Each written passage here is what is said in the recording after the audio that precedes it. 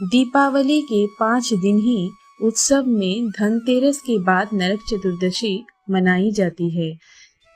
इस दिन को छोटी दिवाली, रूप चौदस और काली चौदस भी कहा जाता है। इस दिन यम पूजा, कृष्ण पूजा और काली पूजा होती है। इस दिन दक्षिण भारत में वामन पूजा। आइए संक्षिप्त में जानते हैं कि नरक चतुर्दशी की पौराणिक कथा क्या क्या है। पहली कथा। नरकासुर को भौमासुर भी कहा जाता है।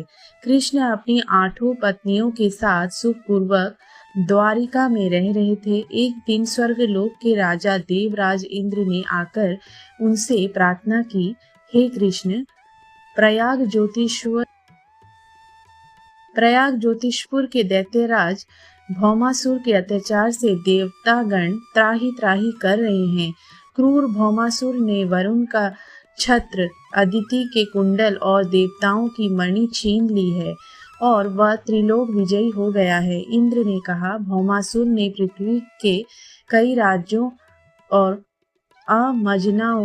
अमजनों की अति सुंदर कन्याओं का हरण कर उन्हें अपने यहाँ बंदी गृह में डाल रखा है। कृपया आप हमें बचाइए प्रभु।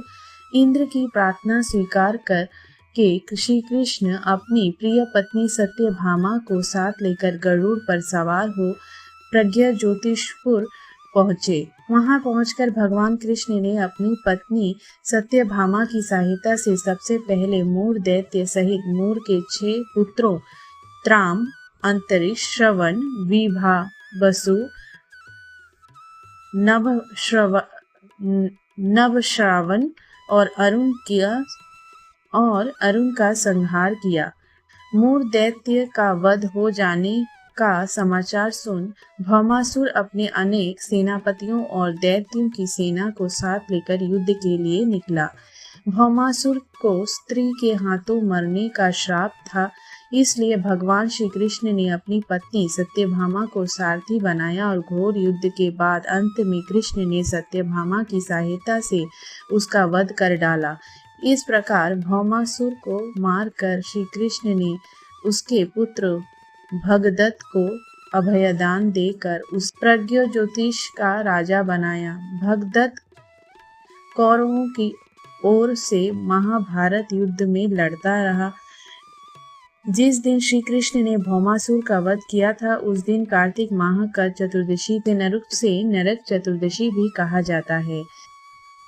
जिस दिन श्री कृष्ण ने भौमासुर का वध किया था, उस दिन कार्तिक माह की चतुर्दशी थी, इसीलिए उसे नरक चतुर्दशी भी कहा जाता है। इस दिन श्री कृष्ण ने भौमासुर अर्थात नरकासुर का वध किया था और उसकी कैद से लगभग 16,000 महिलाओं को मुक्त कराया था। इसी खुशी के कारण दीप जलाकर उत्सव मनाया जाता है। दूसरी कथा। इस दिन दक्षिण भारत में वामन पूजा का भी प्रचलन है। कहते हैं कि इस दिन राजा महाबली को भगवान विष्णु ने वामन अवतार में हर साल उनके यहाँ पहुँचने का आशीर्वाद दिया था। इसी कारण से वामन पूजा की जाती है। अनुसार राज बलि बोले, हे भगवान, आपने कार्तिक कृष्ण त्रयोदशी से लेकर अमावस्या की अवधि में मेरी संपूर्ण पृथ्वी नाप ली है, इसलिए जो व्यक्ति मेरे राज्य में चतुर्दशी के दिन यमराज के निर्मित दीपदान करेगा उसे यम यातना नहीं होनी चाहिए, और जो व्यक्ति इन तीनों दिनों में दीपावली का पर्व मनाए उनके घर को लक्ष्मी जी कभी ना छोड़े, ऐसे वरदान दीजिए। यह प्रार्थना सुनकर भगवान वामन बोले, राजन, ऐसा ही होगा, तथास्तु। भगवान वामन द्वारा राजा बलि को दिए इस वरदान के बाद से ही नरक चतुर्दशी के दिन यमराज के निर्मित व्रत, पूजन और दीपदान का प्रचलन आरंभ हुआ। तीसरी कथा यह है कि रति देव नामक एक धर्मात्मा राजा थे। उन्होंने अनजाने में भी कोई पाप नहीं किया था। फिर भी जब मृत्यु का समय आया तो यमदूत उन्हें नरक ले जाने के लिए आ धमके।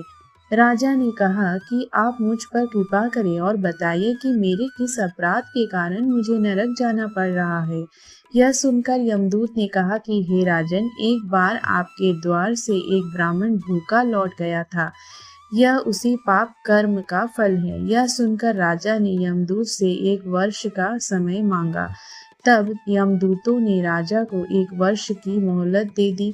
राजा अपनी चिंता लेकर ऋषियों के पास पहुंचे और उन्हें अपनी सारी कहानी सुनाकर उनसे इस पाप से मुक्ति का उपाय पूछा।